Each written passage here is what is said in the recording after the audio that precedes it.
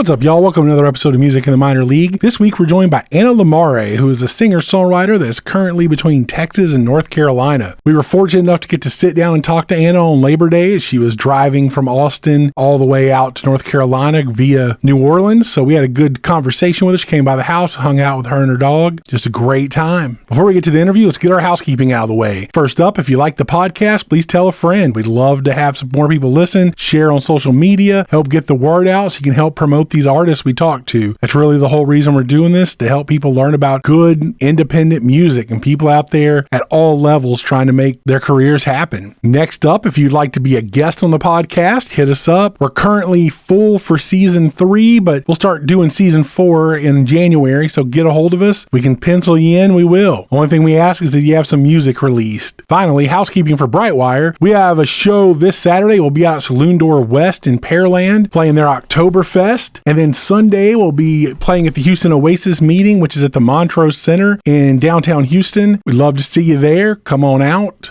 On September 27th, we'll be playing out at Equal Parts Brewing. Our friends Little Outfit are putting on a banned book drive to benefit the Book Cycle, which is a free bookshop that runs in East Downtown. If you come with a banned book, you get $2 off a beer. If you come with just any book, you get $1 off. All the books will be sent to the Book Cycle, where they're provided for free to people in the neighborhood who want to learn and do their thing. With that, let's cut it. Let's get into the episode. Before we get there, though, we're going to kick it off with one of Anna's songs. This one's called In Shadows. See you on the other side.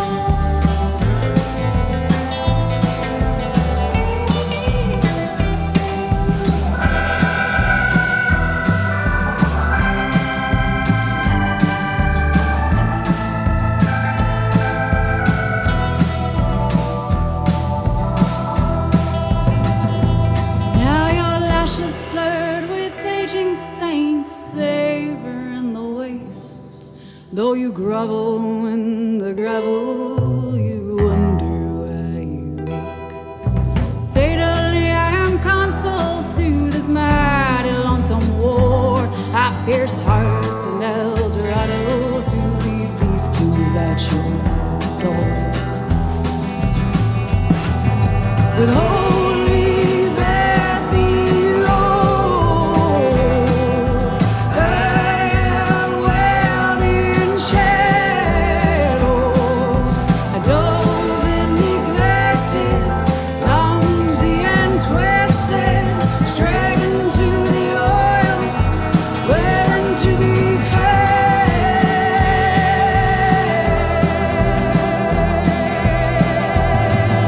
Straight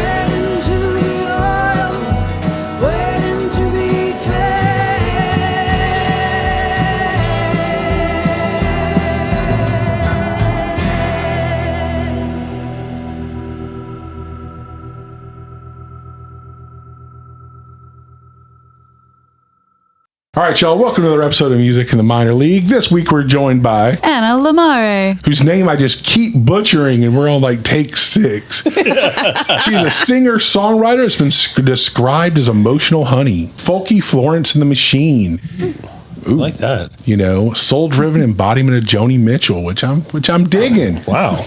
We have honestly seen your name recently. Anna reached out to us about doing the podcast, and once you see a person's name, it's like getting a car that you suddenly see it everywhere. It's like, oh, dude, she's playing with this person we know. She's playing with this person we know. Oh, cool. She's playing with this person we know. So it's been kind of cool to see.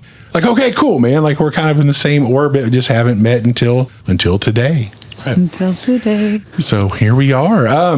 She came over to our house to hang out for a little bit with her dog. Yeah. I know. It was wonderful. Most awesome dog. I know. Whatever, dude. Third most awesome dog. Fourth, Evie's pretty awesome. Which is pretty high rank. I don't know, down. man. All Probably your dogs cooler are than awesome. Judy, but whatever. I'll take top 5. Yeah. Yeah. Definitely in the top 5. That's what I always tell Kim too. I'm in his top 5. It's like, you're my favorite. It's like, you're in my top 5, babe. That's solid. That's a good place to be. I agree. You know? Maybe he's not my number 1 either. See, exactly. Everyone knows it's John Stamos. We're adults. What? Yeah. No, it's Rick Springfield. That's the number Oh, yeah. one. No. Timu Uncle Jesse. I don't know, man. Rick's still holding it together in his old You know, I age. saw that recently. lot I of saw plastic one of his surgery. concert excerpts like, all right, brother, you're still doing it. Okay, Oh, man. yeah. Those abs are still there. And then he's in his 70s. There's some Just zip saying. ties around the back and stuff. Right. That's why he wears the flowy know? shirt in the front. Well, that's where it's like, you ever seen the Simpsons episode Yes, with all the all clips. But anyways, we're here to talk about someone cooler than Rick Springfield. Here Who to is it? talk to Anna Anna what? La Mare. Thank you. Nice. I got it right. See, I took Hey. enough time. It's like that. Sam. I was able to Breathe. breathe. He's Got it I now. He's got it locked in. So, I guess while we're going to get to it, I mean, I see that, you've been around here.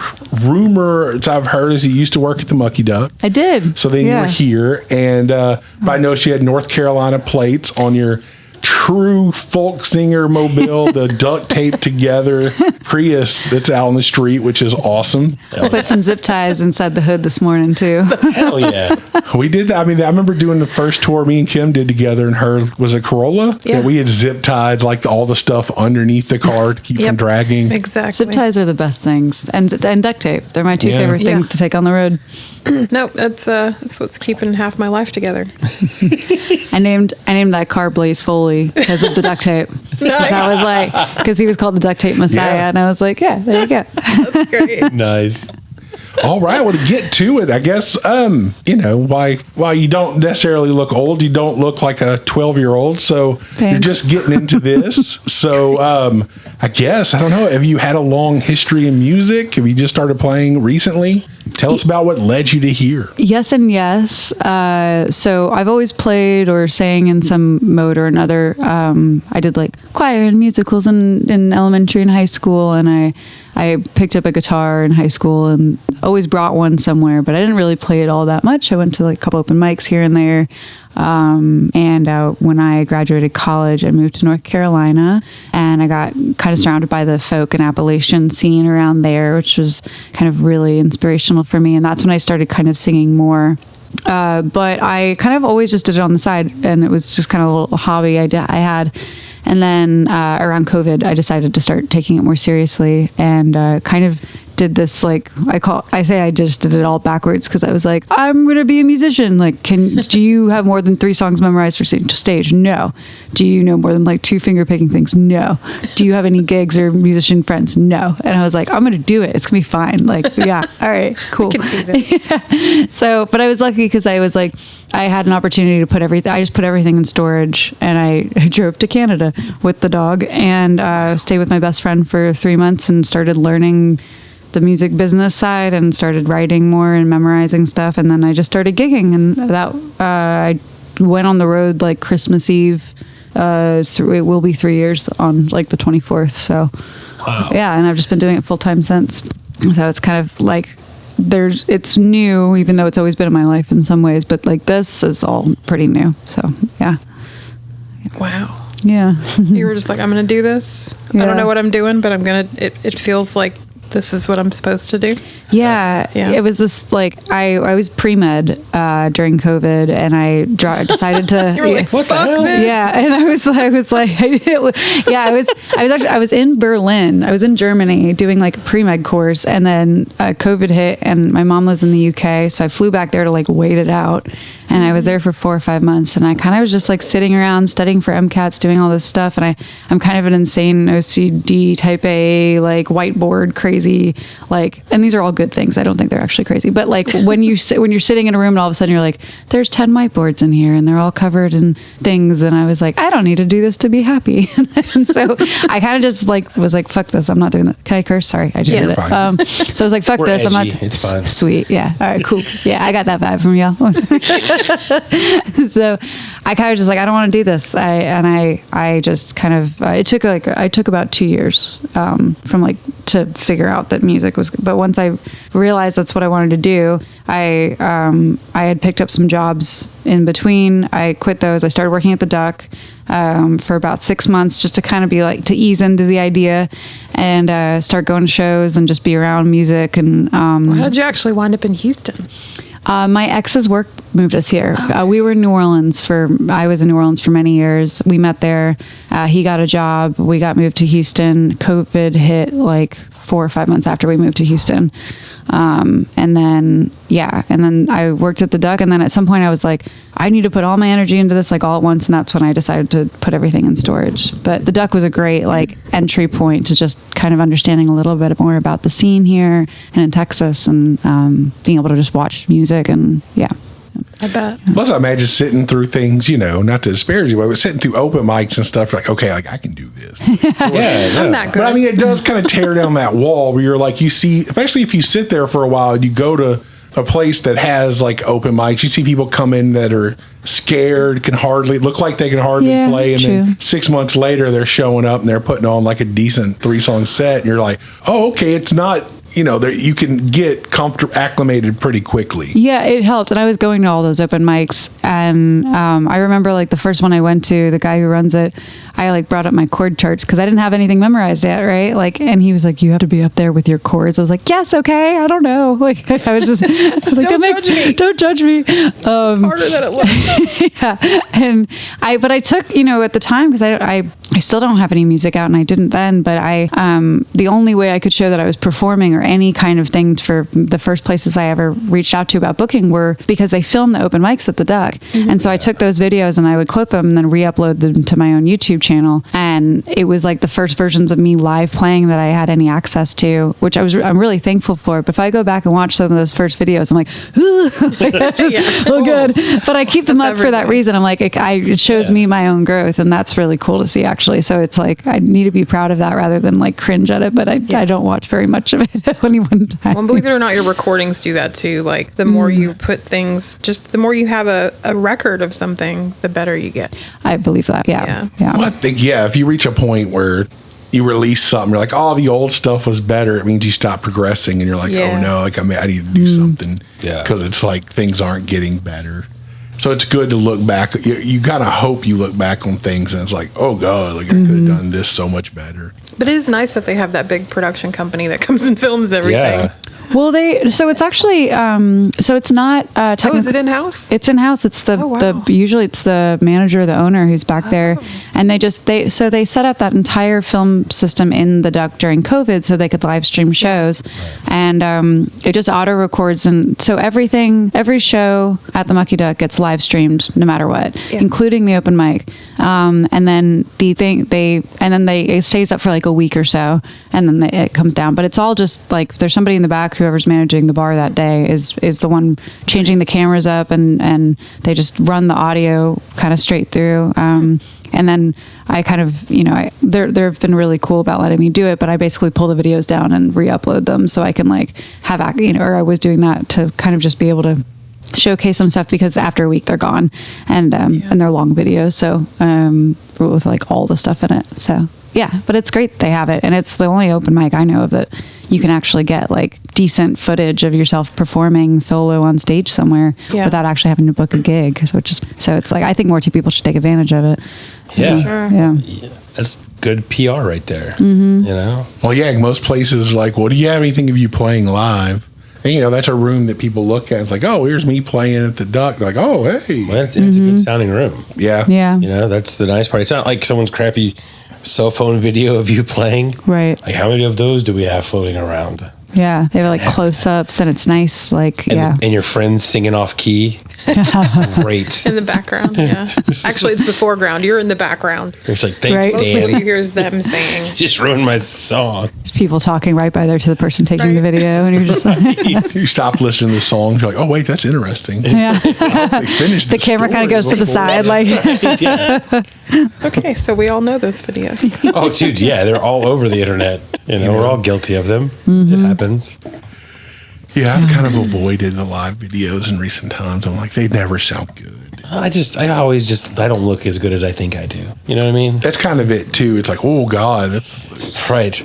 you have Pink to is not my color, apparently. take it, when you videotape me, it has to be straight on. You know what's interesting though? I have it started happening the last 6 months or so, but we'll be on the way home usually from a gig and I'll have driven and Sam will be on his phone inevitably because what else is he going to do in the car? Converse. We live together. Something left to talk We about. talk all the time. But he'll be on the social media, like posting whoever tagged us and whatever thing. And just for a second, I won't recognize the song and I'll be like, who's that? That's a cool band. And then I realize it's us. Right. Nice. I'm Yeah. like, oh, okay, we do sound decent because I thought I screwed up that whole song. And I realized, like, oh, yeah, we sound better than I think we sound most of the time. that's So a fun, pretty like, good. you're like, ooh, look. Yeah. That's nice. But it's also, it's like what we've always been saying, like every episode, it feels like, you know, you as the musician, you're constantly fighting that whole, like, oh, they know I messed that up. They know it's wrong. And then And you're no like, one knows. you hear it back later, like, oh, well, I can barely even hear what I messed up. Never mind. It's fine. We can go on. Yep. You know, I don't have to quit the band now. It's kind of like that athlete thing where stuff happens slower mentally than what happens in the moment. Because for you, it lasted like 10 seconds. And in real life, it was like not even a second. Yeah. It was just like, oh, I hit that one thing for a second. It sounds like I did this. But in your head, you're like, just blew it. Just blew ruined that song. Never play Wembley Stadium now. Everyone knows we're bad. Yep, we're hacks. Dang it. Let's give up. And then you're like, Pawn shop in the morning. but then luckily you usually play a song after that. And you're like, okay. That's why you always close with a song you're good at. Right. Because that way when you're done, you're like, dude, Kill Like, it. I don't even know what happened before that. That was amazing. Yeah. you finished with a song we knew and it sounded good. Hell yeah. So speaking of playing shows and sounding good, so I see you got a bunch of shows coming up North Carolina. I do. And Yeah. then, so are you just kind of going between Texas and North Carolina? That's a lot of what I'm doing. Yeah. So I last summer I went to North Carolina. I was supposed to be there for just a couple weeks. My car, the Element I was telling y'all about, broke down, or they were more or less, they were like, just don't ever drive this across country again. Safe, man. This is insane. How have you been doing this? And I was like, okay, fine. So I ended up staying there for like 3 months, and because I don't have an apartment anywhere, so I'm just, doesn't really matter where I stay as long as I have gigs and I can continue to work. And I lived there for 4 years, and the community I knew were really supportive. And so I had a bunch of gigs pop up, and I was like, all right, well, let's just keep doing this until it doesn't make sense to. And at the end of it, I kind of put together this band that had started as a backing band just for my kind of more like darker folk set. But I also write a lot of music that's more upbeat and kind of folk rock and kind of 70s, like, you know, that kind of Graham Parsons world and stuff. It's like country, but not really.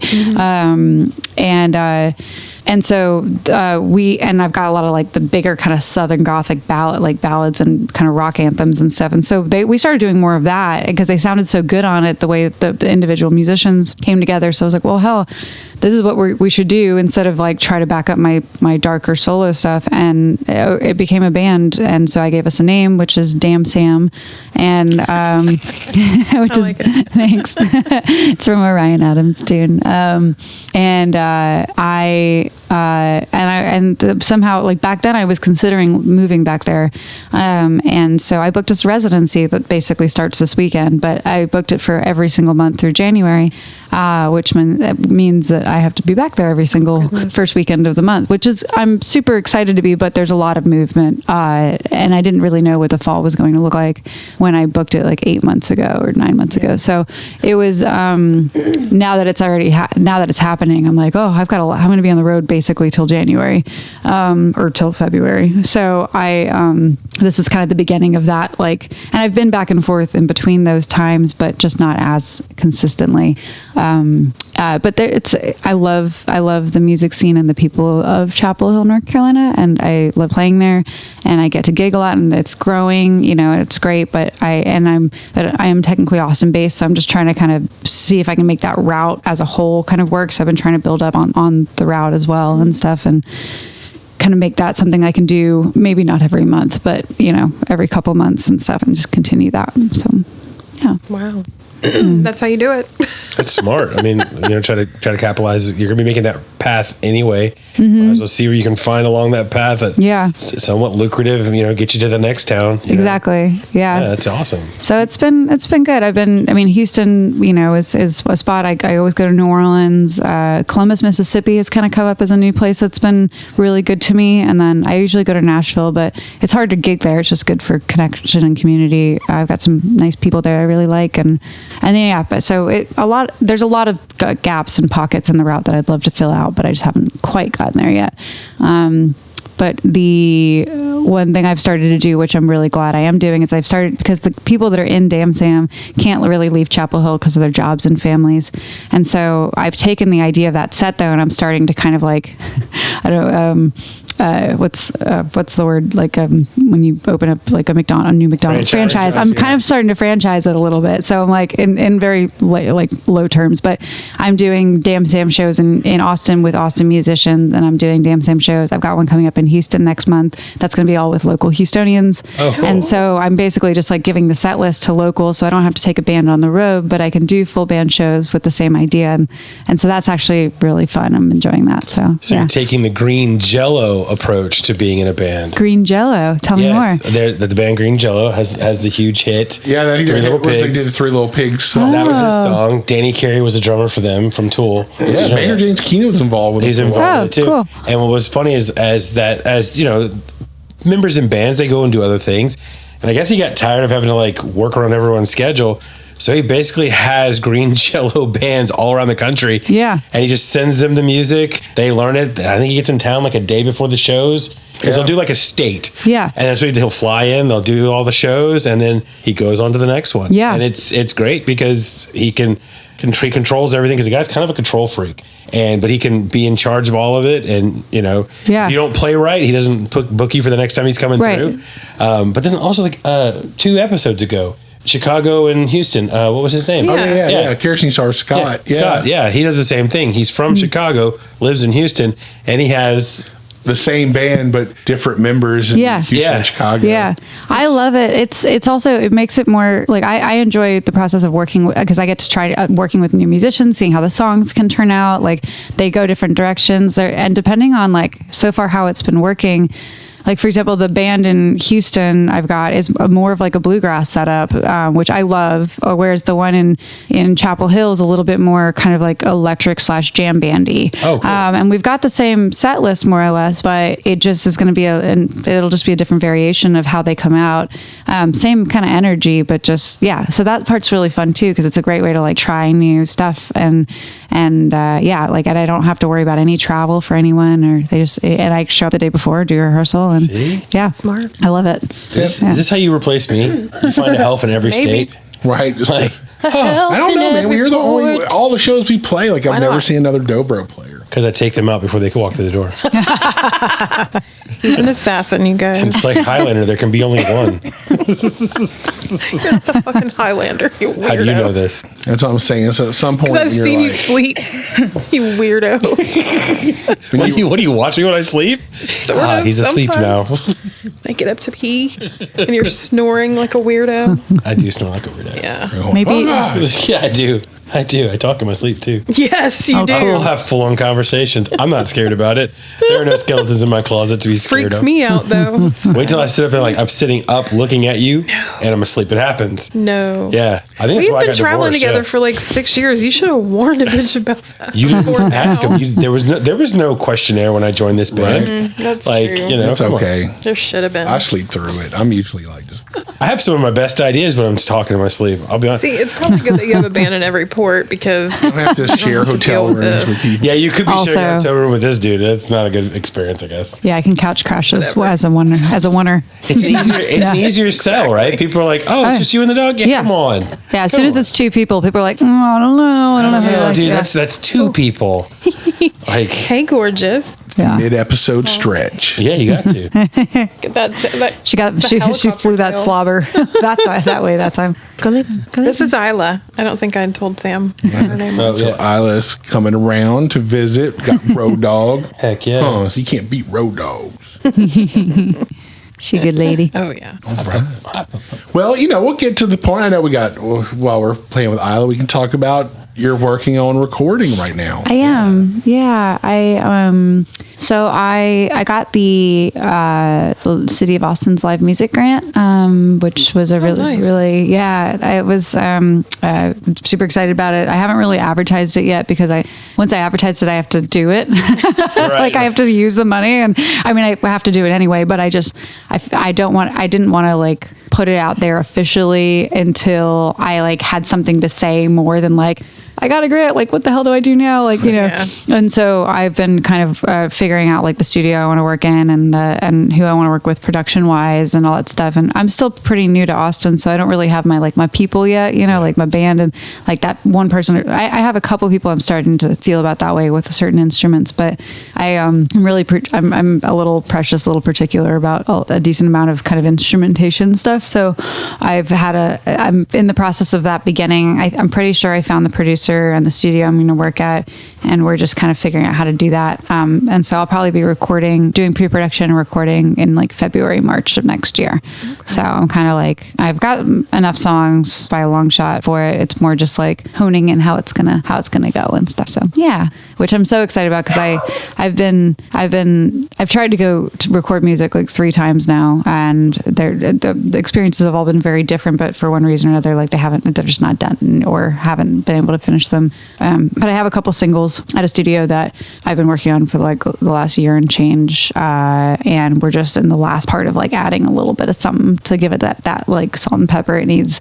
So once that's done, it'll be like done. So yeah, that'll be something to finally have out there. Oh my Lord, it's I know your face lit up when you said finally done. I know. I'm like, so it's like, it's just so long. I'm like, I can't even hear the songs anymore, Yeah. I'm like, and I don't want to get to that point where I'm like too frustrated or like over it with a song I really love. And it's been riding that line for a little bit. So I'm just like, let's bring the magic back in. I had no idea this stuff would potentially take this long when I first delved in. I was just like, it's like, yay, this is going to be easy. Just do a song and just record the song. No big deal. What's so hard about that? What's so you hard? record it, I sing it, it's fine. It's fine. No. No. So much work goes into producing music. Yeah. that Well, people don't see. it's like your first thing you're going to put out, right? It is. So And there's that's making it that harder. whole like, okay, what am I Pressure. trying to say? Like, Yeah. this is going to be the first introduction. I get it. There's a lot of that, and you don't want to say it's pressure, but it is pressure because you don't get to rewrite your introduction. No, exactly. Or you could go do it like 5 times like we did. It's fine. Yeah. I think once I get even just these 2 songs out, I'll feel so much freer to just Yeah. do shit, like whether that's, and because I have like a ton of singles that are half done or 3/4 done. I just didn't want to be the first things I release because they're not how I want to introduce myself, but they're songs and I love them. And I'm just like, they'll be something I can put out soon, just not quite yet. So yeah. Interesting. Yeah, that's why I'm always a big fan of, I know a lot of other musicians say, like, giving themselves a deadline. Like, we have this time, and if where it's at, just got to move on to the next thing. It's like, Yeah, because we'll tweak it forever. oh, you can. I mean, you can be producing shit, and, albums be better probably if you did that. I mean, it's the problem now. I'll be somewhere, it's like, oh, it sounds fine. Then when I realize it's us, I'm like, I should have brought the kick down. I should change this. And I wish you could just have that objective listening of like, oh, that sounds great. I know. I kind of miss that, like that ability to just like, I don't know. It's not ignorance, I guess, but it's just like the average music listener doesn't know all the stuff that goes into it. They just know what they like. And that's where you'll get, as you do more recording, it's going to drive you nuts with music you listen to. Yes. Oh, I love this record, and all of a sudden you're like, oh, that tom sounds weird. Why would you use a piccolo snare there? Why would you do this? Like that's, or it's the first time I've noticed that sounds kind of a little like you could have bumped this up. Like the first time you listened to Stars on the Water by George Strait and realized they used auto-tune. It's so weird. Yeah, I just ruined it for you because when you hear it, you're gonna know. Oh no, It's so weird. Like it's disturbing. I don't know if I've ever actually heard that song. So Yeah, I never have even. a long drive. You should probably. Yeah, there you go. But I will. I couldn't tell you. I don't. If I have heard it, I don't know what the song is. I never, outside of like when I had no ability to change the radio station. That was the only time I listened to George Strait. It was like once, I have a body that can reach over and change the station. I have the ability to do this. It's where I get run out of Texas. Like, what? You don't like George Strait? Not that I just don't. It's not. When I first met Sam, there was we had very little music in common. Really? Like old music, yes. Like 80s music, yes. 90s music, yes. But current music, zero. This man does not listen to the radio at all. Like it is not well known. Yeah, but I found I've slowly gotten away from listening to the radio. Yeah, same. me too. I think we've don't all listen kind of to the just. It's radio just. anymore. I don't want to listen to the annoying DJ. I don't listen to 14 commercials for. Oops, I got hit. Yeah. Like I don't have time for that. I just want to listen to music. Yeah. And so Apple Music or whatever, just stream it, just play it. Plus, I want to listen to new stuff. I feel like even a lot of radio stations now are still playing like nostalgia music. Even the new music stations are like, oh well, Yeah. here's a cover. Someone recovered this song. So like a bunch of music that we grew up with is now on the oldie station. The classic rock channel. It's played in Kroger when you're shopping now. It's like I heard a Smashing Pumpkins song off Melancholy and Infinite Sadness in the classic rock genre. Yeah. That was a kick in the teeth. Yeah. I heard a 90s Amy Grant hit the other day while I was shopping for vegetables at Kroger. I was like, oh, God. See, that's something we have in common. Due to my mom's easy listening, like That's I knew a lot true. of stuff you like because I've seen That's true. Judy all the time. I'd seen that Amy And Grant you got to song. see Celine Dion. I've never even seen did? Celine Dion Yeah. live. I love As punishment. I his saw her mom when she was took him. indie, when she was before she. When she was touring around in Prius. I know I saw her. Before she was 18. I mean, she was playing opening for Michael Bolton, but she was just like she was still. I saw her when she was an underground act from Canada. This is Tell me, how before am I the album with the supposed to live Titanic without you? theme song. This is before the album with the Titanic theme Oh song. yeah, this was like her first. Like she still didn't even. Her first mostly English just spoke speaking album, French. yeah. Wow. Man, that's the good Celine right there. That's what I saw. That's where I was at. Pure Underground. uncut Celine. Underground. Underground. Oh my God. Thanks, Mom. That's the underground Celine Dion. Back before she was mainstream. So cool. Sam's so edgy. Like, I might listen to that album when I get back on the road. That Celine Dion album, the one with the black one, where I think the first song is like, I'm the one who wants to love you more. I think so. I can see, I can feel. Oh, there it goes. Here we go. That's Like Kim and Anna talk for a while. The Power of Love. Power of Love. I think that was her second album. But yeah, no, But that's a really that's the good only one album. I like had as a kid where I was Oh, like, this okay. is because it had the Titanic theme song. Yeah. Wait, what album was the song? Baby, baby, baby, when you touch me like this. Remember that? Is it- That's her fourth album. That was That's her fourth her album. fourth, okay. I dated a girl and that was our song in like high school. It's my first girlfriend. It was weird. It's okay. It's not the one you married, is it? No. Okay.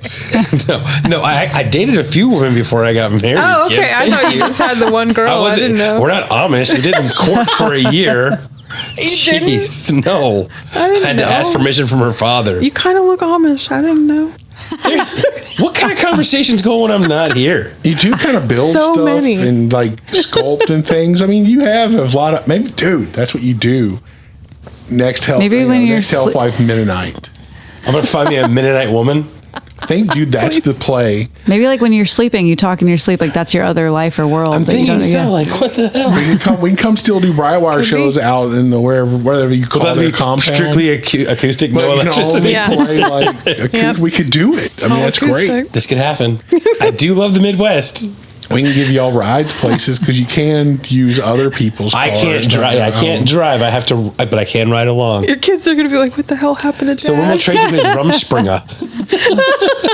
Oh, you missed your Rumspringa. Well, no, Trey still gets his though. He's Oh, yeah. 16. He's still got to. I think my 16-year-old's gonna love this idea. Maybe if you didn't know that this was your life, though, you're allowed like a late Rumspringa. I would think so, right? Yeah. It's got to be in there. Like, Yeah. this If you guy's like convert a as nice an adult, god. you should still get one. Right. Yeah. Basically, you're like American Squirrely Dad. I'll take it. I will totally take it. We'd both look good in overalls. Just saying. And that's what I appreciate about you. That's what I appreciate about you. This is how we stay on track. God, dude. All right. Let me think. Do you have anything else you've been working on? Anything new coming up? Or Well, in terms of releases, like music-wise, not that. I mean, just prepping for that album. I do have like a live CD that I haven't put online anywhere yet from like the band up in North Carolina. I'll give you guys one when I probably leave. Okay, if you have like a CD player.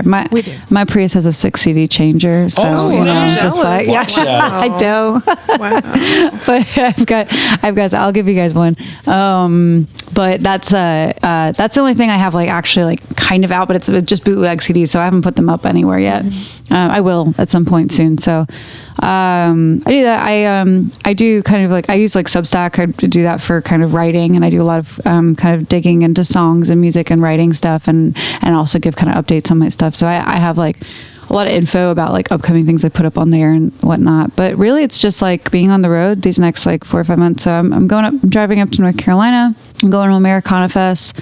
Doing a tour back down to Austin with a band from North Carolina. That's this awesome duo. They're called A Different Thread. That's who I'm going to be playing with in September here in Houston. Okay. We'll be at Big Top. Oh, sweet. Shoe Shine Charlie's. Yeah, which We were got just there renovated. I heard Yeah, the new sound is yeah. great. we saw it. We went. That was, How is it? Yeah. Oh, it was killer. Like they actually have yeah. lights Yeah, and real we were sound there system. for Do they still have the Astroworld rats from the... Oh, yeah. Okay, good. Yeah, they're still up there. Anything. Oh, thank God. Like where the stage is at, they ripped the stage out and they opened up that first back area. To Oh, where the stage wow. is now. There's It's a pit raised now. up a little bit. So it's like a real venue now. That's awesome. Yeah, so it's about, the stage is probably about 2.5 feet, 3 feet high. So Okay. Dude, okay, I'll take that. Yeah. That's Like- awesome. And it looks more like the Continental stage. The lighting is better. Hell yes, dude. Yeah. Oh, man, when can we get a show there again? I love that place. we'll see. The only thing I will say, it was a little creepy. I sat there for a little while and I was kind of looking around to see what they had changed. And I saw, the big rats are still up at the top with because it used to be an old toy store. Right. Yeah. And there's a clown that sits next to the rats, and Yeah. I've never seen him move before, and he was on the move, doing his little swingy thing. Are you serious? Yeah. Oh, I wonder if they got it fixed. glanced up because I saw something move, and I was like, what the hell? And then I crap. just sat there and watched it for like a half hour. I couldn't Fucking clowns. stop. I'm like, is it going to like Great. attack me? I feel like you shouldn't make clowns move in any circumstance. Right. There's just Right. too much Just keep them terror. static. Keep them I static. It's agree. fine. Yeah. Agree. No moving. But they're lit, so it's hard not to see them. Oh, my God. Yeah, see, I was just paying attention to the show. I was- But there's more seating. It's That's awesome, it's man. I'm glad, very- dude. 'Cause I love that little More room drive. for I do merch. too. Yeah. It's a great spot. Cool little Like place. it's always just a fun little show. Yep. Yeah, but it's just so hard to watch a show there because of that way it was set up. Yep. So I'm glad they kind of. That's good. Yeah, so there's a good floor in front of it. People can Dang, I'm stand so up there. stoked, man. Yep. I love it when a venue like puts money back into it for When's the that good. show? September. You know? That's Wednesday, September 24th. That's a cool night. Yeah. I know. But then I'll be I'll still back. be there. I'll be back the next month. I'm doing the Damn Sam show back at Big Top. That'll be Saturday, October 11th. Okay. So that's a weekend. It's supposed to be the bluegrassy damn sand. Yeah. Okay, cool. Yeah. Very cool. Stoked about that. Yeah, I'm actually really stoked about it too. We did a light rehearsal with a couple of the players so far, and they like one of them. I literally just met. He walked in the door. Like I called him that day. Like, hey, do you want to play bass on the show? And I was like. He was like, yeah, I'll stop by. We could go through a couple of the songs and blah, blah, blah. And I was like, cool. And then we went to practice them and they just sounded amazing. And I was like, this is awesome. Okay, great. So yeah, I'm stoked about that. It's gonna be a good setup. So Cool. yeah. That's legit, man. Yeah. I'm looking forward to that. Yeah. That's always the cool thing when you get to hear everything come together. I know. Yeah. I love it. Yeah. So that, I'm really excited about that. So it's just that kind of encircles. I'm going up to like New York. I'm going to have my first show in New York City in December, which I'm stoked about at Pete's Candy Store. Okay, yeah. And I'm going up to Maine for a couple weeks to mostly to go with family, but I'm going to try to gig up in Portland there. And Hey, we have friends in Maine. yeah. Yeah. I love Maine. I don't know many people there, so you hook me up if they're cool humans. Because that would be great to get coffee with, just because I want to go up there more. I love Maine. Yeah, so it's just it's a bunch of new stuff, a bunch of repeat circular stuff. A lot of the folk conferences like NERFA, SWRFA, Folk Alliance, all that stuff, and plenty. You're like doing it for real, huh? Mm-hmm. All right. Yeah, she's not bullshitting, man. She's not. Huh. So I have a question. I wanted to ask this earlier. So it's the middle of COVID lockdown. You're in the UK. And you're like, Mom, I'm not going back to medical school. Like, how'd that go over? Well, not too bad. There was like that day was very like, she was like, stunned silence. What? Like what? It was, I mean, I think to like give a little broader kind of insight, like I haven't really stuck to much in my life, like a little ADD, but we got moved all over the place. Like I did some things pretty seriously and then just like dropped them kind of last second. Like I did ballet for like 10 years. And then one day I was like, I'm not doing this again. Because I was like 13 and I wanted to make friends. And I was just like, and my mom's like, got it for the rest of your life. And I was like, I don't care. I'm not going in. And then I missed dancing still. Yeah. So she had a point. My mom's never like medical school and ballet and all those things were always my kind of choices on my own. But she kind of was like just a little worried, you know. She's a musician, and it took her a day to accept that I didn't want to do med school. She was pretty cool with it. I sat down and like explained everything, and she was like, "Okay, I see that." And then I took the 2 years to kind of I sold whiskey in Houston for like 2 years basically, and just kind of did that. And then I was a bartender for like 15 years, so that was a natural kind of progression. And then when I decided I wanted to do music, I talked to her again, and that took her about 6 months she was like, well, let's see if this lasts, you know. She was like, okay, fine. But I think after about 6 months, she was like, okay, I could see that there's already a huge difference, that she's taking strides, that she's working really hard. And so, yeah. So it took a second, but not too long. That's not bad. Yeah. It's good. It's not. No. At least she has a daughter that knows how to change gears. Yeah. You know, like, speaking for experience, like music's great for like the ADD person, because it's like there's so many things you do. It's not just, I gotta sit around and play guitar all day and go. It's always like, no. Like you're going here, you're doing promotion, you're meeting people. It's like, many hats. You're doing a million different things. So there's never a point. You're only bored when you want to be. Yeah, well, that's like I talked to Chris Rhodes, who plays bass for Jesse Dayton, and I was just BSing with him because we were playing with him at some point later on in the year. And I was like, "Hey, are you gonna be at that show?" He goes, I might be. I don't know if I'm doing that show." He's like, I'm now on the other side of the industry. He's doing booking now for like all of San Antonio and stuff. That's what he does, you know? And he's just like, he goes, I needed something else to do. And, you know, I wasn't, because I think Jesse was doing tours with this other girl who had a whole band. And so he didn't need, Chris. And so Chris was like, I had to find something to do. And so he got into that, and he's like, this is more lucrative and it's stable. And, so that's the cool part about it, is like you can transition. There's so many options in the music industry that I don't think we think about, Yeah. Because we're just like, I got to be on stage. Like, well, there's a lot of other things that go along with that. Sure. So that's Jordan's boyfriend, isn't it? Yeah, it's I think it's equally good and bad for having ADD, because yes, there's like, you can't get bored, but I think it's really important to get bored to make music. Like you need that space, like mentally, to write and be creative and things. And when you're ADD, you get so hyper focused on stuff that like I'll just delve into stuff. Like I'll wake up and all of a sudden I'm like, it's 12 hours later and I haven't taken a break, haven't given, like I don't mean to. I don't feel like, oh my God, I have to do this. I'm just like, I'm driven and I'm focused and I'm just and then I'll like wake up and be like, I haven't done all these things that I need to do for myself, or I haven't written, or I haven't picked up my guitar, or like, and so that and because there's so much, like the organization, I'm like hyper organized, because if I'm not, then my brain just goes just combusts internally, and so I have to like organize around giving myself time to not do anything, and that has to be like built in, otherwise I will just fill it up because there's so much to do.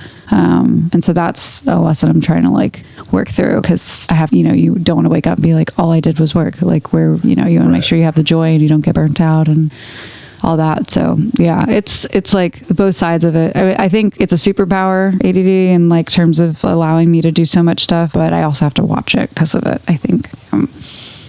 Maybe someone's doctor might be telling them to slow down soon if they don't slow down. Whatever, man. Our shot's being fired. Oh no! Did I accidentally shoot a fire? Or shoot a fire? Did she touch on that subject? She hit a nerve? Hey, the good thing he just was likes everything to be I had busy. planned out, they were like, that was exactly what you should be doing. I was Good. like, okay, good. Good. Nice. But then it's like, we can go here, we can do this, we can travel and go do this, and now we can do this, and go here, and we can go to This this is show. we empty, can go to so that let's show. fill it up.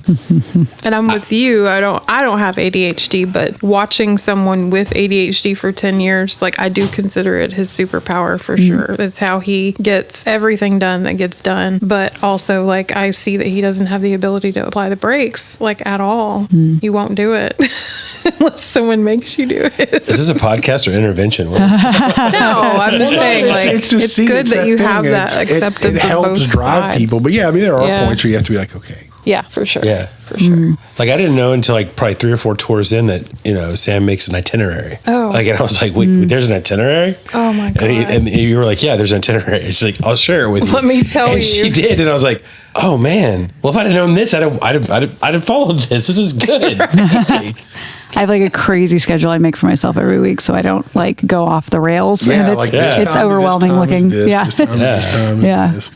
Well, and for me, that like meeting someone at a point in my life where I met Sam, I was very overwhelmed. I had just had breast cancer and like I was getting back to normal in my life, but what was really normal at that point?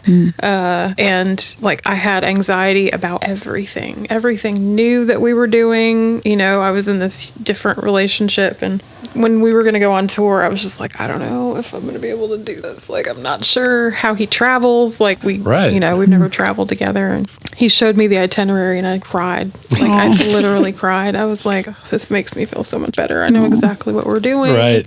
Like I'm not that stressed out anymore, thank God. But when I was, like his little routines and things like that saved my life. Well, I think it's gonna be cool at some point on our tours.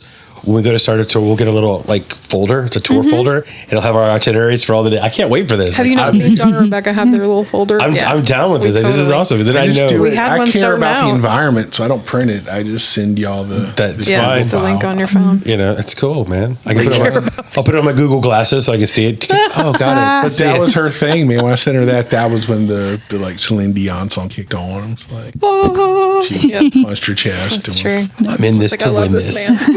Was like, that's what I did. God, I hope that made it on. I hope it He did is too. melting down over his video game. I just think it's great that that's what I get to look forward to with my 16-year-old because he is how old now? 24, 25. 25. That was such a great balance of life right there. It is. It's right there. Maybe the right way to end. I don't know. Whatever. No, we still got to get to, and I don't know if I. Oh, did we not tell her about the final question? Oh. We do have a wrap up question. Okay. No. But we ask just to recommend things to people who listen. Yeah. We ask you to give us, especially you travel a lot, so I'm Yeah, Sure. you can do some of this. So give us one podcast, Okay. one book, Okay. and one album or artist that you think people should check out. Okay. I'll start with a book. Because I just bought this one for someone and I love it. It's called Wind, Sand, and Stars. It's by Antoine de Saint-Exupéry, who wrote The Little Prince. He was a charter pilot who would take the smaller kind of mail-carrying planes from southern France across to Spain and then over to northern Africa, but also he flew them in South America. And it's about his like experience being up in the planes and in the sky, and like, and also just some crazy stories of things he went through in different places because it was all during really intense political climate kind of time frames. And he wrote that book. He wrote The Little Prince, and then he got lost. Like he died on one of those flights in real life. That's like, yeah. And so it's kind of like also this like interesting like pre-mortem kind of thing about the thing he loved so much. That is also the way he died. But it's beautiful. It's really easy to read. It's not a long book. And I love that one. I read it, I think last year, and it was one of my favorite ones I'd read in a long time. So that's my book. Let's see. Podcast. I don't listen to as many as I'd like to. But one that I always go back to when I'm trying to just like just kind of think about like human emotion and just like self-progression and stuff is I always go back to Brene Brown stuff. I love her. She's got the Unlocking Us podcast. And she has another one, which I'm forgetting the name of, but they're all just interviews and conversations with people who talk about anything that kind of can help your heart or your mind feel better. And there's always really great takeaways from almost every conversation. And her like focuses on shame and vulnerability. And I think that's like, I write about a lot of that in my lyrics and stuff. And so it feels really like a safe space of listening for me. So I do that. And an album or an artist. Okay, let's see. I would say, I'm trying to think of what I've been listening to recently, what I've been putting on repeat. Can I give you two? Yeah. These are both like kind of semi-local and also kind of semi-new. But they're people who I've like really enjoyed listening to their music, and I haven't been listening to a lot of new music, so that's kind of I think why I want to pitch them. But the first is Ordinary Elephant.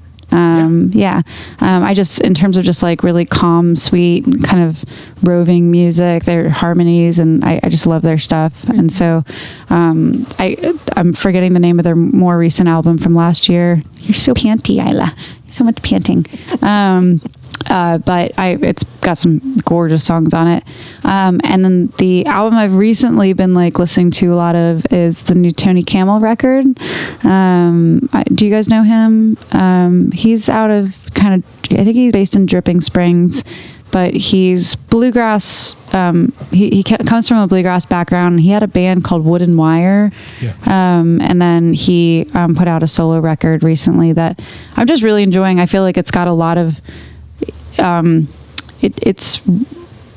listened to Hayes Carll's new album recently, and I feel like they're kind of two sides of the same coin in the way that they like are just talking about like humanity and like what we're all going through right now, and ways to like just talk to people and be around people and look at the world. And they're just really good little conversation pieces, I think, and I think they take a really similar tone, and I've really enjoyed listening to it, and I love anything that has like a little bluegrass edge, so I've been really digging his new album. So I think it's called We're All Gonna Live. It might be called We're All Gonna Die. He has two songs on there, and one's called one, one's called the other. I can't remember which one he chose for the album name. I think it's Live, hopefully. But those are my three. Right on. Yeah, I've never heard about her. I've seen his name a lot. Like he played the Old Quarter and stuff. So yeah. Solid dude too, but really, really good musician. All right, then. Like how we close out. You got anything else you want to add? Anything you want to say? Come to the shows in Houston or wherever. Yeah, I don't know. I don't have music out, so I have a YouTube channel which has a ton of live singles on there. I put a lot of videos up there, and I kind of put I have a website, but everything's just with my name, Anna La Mare. But I post everything on Instagram. I have my Substack, which is my newsletter. It goes out, I think it's fun. I enjoy it. It's a really good outlet for writing. So if you dig writing, that's a good place to follow along. But yeah, that's it. Thank you guys for having me. I really appreciate this. This is awesome. Thanks for swinging by. Yeah, of course. This was fun. Yay. All right, Kim. Bye. Bye. All right, y'all, that does it for this week's episode of Music in the Minor League. We appreciate you swinging by. We hope you enjoyed Anna's interview, the music we played earlier. We really enjoyed hanging out with her. It was a lot of fun. Learned a lot. Definitely an interesting story, and that's why we love to do this. Remember, tell a friend if you enjoyed it. Share it on social media. Follow her on social media. Find her music where you can. And on that note, we're going to leave one final song of hers. This one's called Sweet Lydia Vance, and we'll see you in a couple weeks. Later.